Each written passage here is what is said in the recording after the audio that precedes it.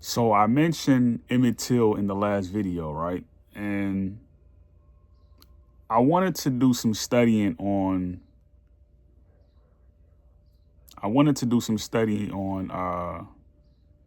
the English.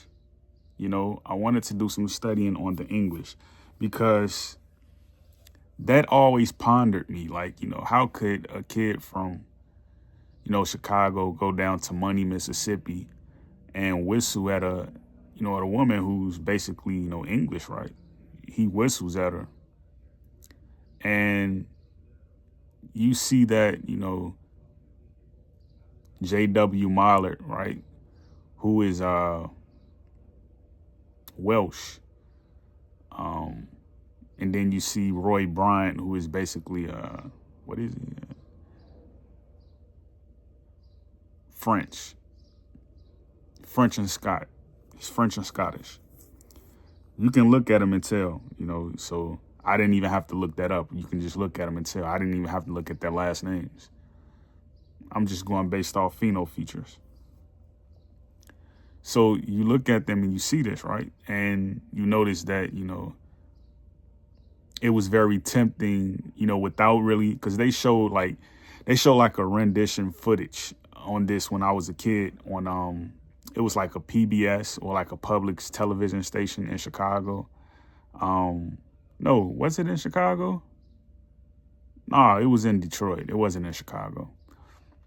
They showed a, public television, right? Public television channel, which is really kind of like a satellite station, because even like, the local, Detroit networks, they wouldn't cover that type of stuff. It had to be like just a normal channel. And it just happened to come on. I was looking at it and they were showing like how they wrapped him up to the tree, cut his tongue out and, removed his tongue, right? Like you would dissect on a dissectomy of, a frog or something. And they proceeded to pull, the weapon, so the English, right? And you see how that kind of simulates with the dragon on, the Welsh guard, the blowing of the fire, the ending of the Oriental Empire, the African Empire, the ending of it. Because, they have a dragon on their flag. And it's green and white, I think it is. And I think the dragon is red. So you see that, right? And it just adds up. Like you just look at it, right? But the thing is that they never got charged, for what they did to Emmett Till. They never got charged. And that kind of just, it upset me kind of because, you notice that, there was really no uproar about what happened other than after after 1956, 1958, right? That's when you start to see a lot of organizing of youth clubs between the adults and the teenagers. This is where you get the Woodline organization in Chicago near Kimbart, which wasn't there previously. This is where you get Jesse Jackson organizing the Rainbow Push and the Bread Basket, which wasn't there previously. Then you look at Martin Luther King coming to Chicago seeking help, from the youth clubs, the baseball clubs, the youth gangs, which wasn't there previously. So Detroit, they never got free from the French. You see what I mean? They never got free from the French.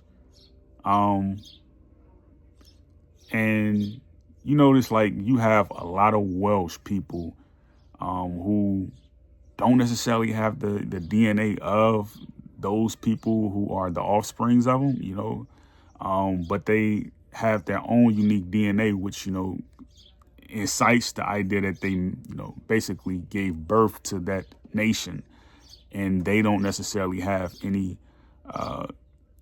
commemorative mission to that country, right? You ask a person who they may have a last name that you will look at and be like, oh, you are a Wiggins or, a Winston, like you look at them, right? Like, oh, you're Welsh. But they wouldn't know anything about Wales. You know what I mean? So you kind of couple all of that, man, and you think like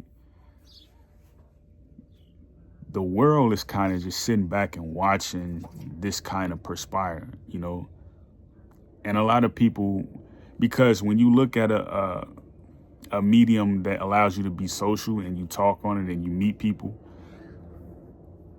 you notice like the Caribbeans, right? They see the problems that the people here on the mainland face.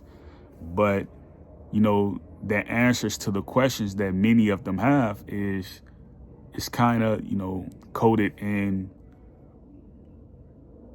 not, bettering yourself, but sort of like, you're leaving a person dumbfounded.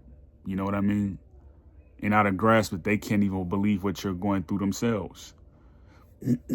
So, and you look at, the mechanism or the microcosm of Africans being far, far, far away, right? But they relate more to the people here more so than the Caribbeans. That also gives you insight between the relationship of the people, in Northern and South Wales, and also the people in, Trinidad, Tobago, and also Barbados, Virgin Islands, Kitts, Nevis, those places, right? It tells you about that because they were the first ones to get colonized. It wasn't the people here on the mainland,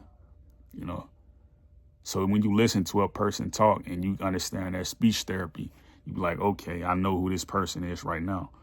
Africans necessarily wouldn't take any of the,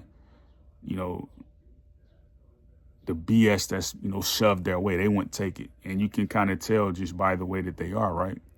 And this is why I hold and agree with them, on many different, measurements, so, but like, think about that. If you don't know about the Emmett Till story, like go and look at that. You know what I mean? Go and look at that because, it wasn't just them two who were involved there. It was also, what you would call quote unquote black and brown people who were involved too in his demise, So think about that. Great peace, Yakoki.